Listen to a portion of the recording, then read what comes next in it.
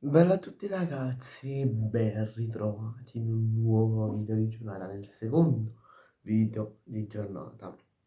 In questo video andremo a parlare un po' della partita del Napoli di stasera. Parleremo della probabile formazione e di un po' quello che sta succedendo a Eindhoven per la partita. Allora, vorrei partire, diciamo, prima di tutto da quello che sta succedendo in queste ore a Eindhoven, dove il sindaco di Eindhoven, ricordo città olandese, ha fatto un obbligo di cacciare via i 180 tifosi del Napoli da Eindhoven, da,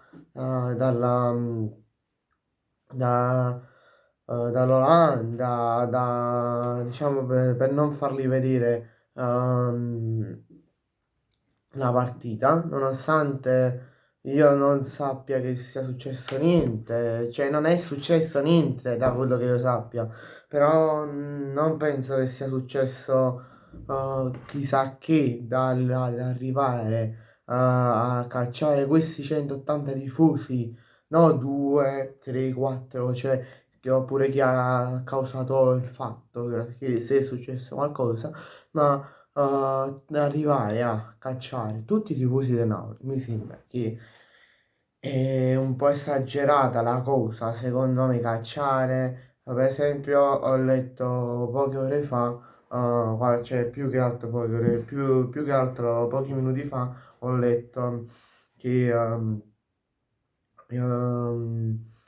dal canale di Napolità ho letto che alcuni giornalisti per andare a commentare la partita sono stati, diciamo, fermati. Tutte le persone italiane che sembrano di faccia italiana vengono fermate e vengono, diciamo, chiedono la carta d'identità, passaporti e roba varia. Però vabbè, passiamo alle probabili formazioni. Per questa cosa lasciamo stare in questo video. Vi ricordo innanzitutto che la partita sarà disponibile su Sky Sport. Allora, partiamo dalla formazione del club olandese, il PSV Eindhoven, che parte con un 4-3-3 con poi Salah, Edin Gasirowiski, scusate per la mia pronuncia, ma sui calciatori su questi calciatori non Obispo, Mauro Junior, Vermon, Saibari, Mann e Scouten. Scusatemi se ribadisco le mie scuse per la pronuncia. Poi abbiamo come formazione del club azzurro, cioè Napoli. Il Napoli scende in campo con un 4-1-4-1. Intanto c'è un ballottaggio tra Mete e Savic, però diciamo, alcune fonti riportano un vantaggio di Milinkovic-Savic.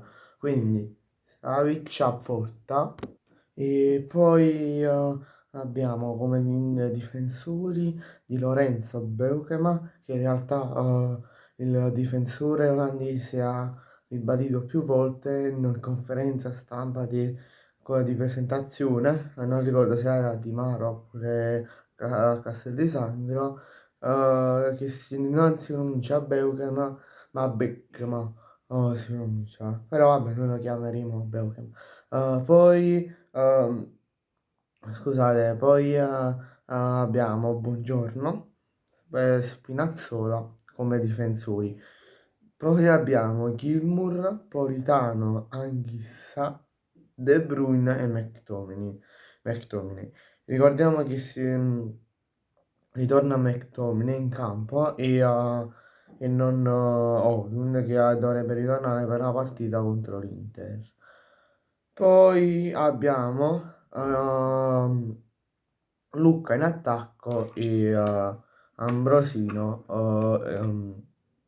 in panchina, però io sono sempre dell'idea che dovrebbe andare, diciamo dovrebbe partire Ambrosino al posto di Lucca, magari lo fai giocare giusto no, 40 minuti, 30-40 minuti, non li fai giocare tipo 50-60 minuti, ma gli fai fare un po' gli metti un po' di minuti sulle gambe, un po' di esperienza in Champions, e poi magari fai giocare Lucca, perché Lucca lo abbiamo già visto che nelle scorse partite non ha fatto niente. Vabbè, grazie a tutti per la visione, ci vediamo in un prossimo video. Mi raccomando, lasciate un bel like, iscrivetevi al canale e lasciate un commento facendomi sapere che ne pensate. Ciao!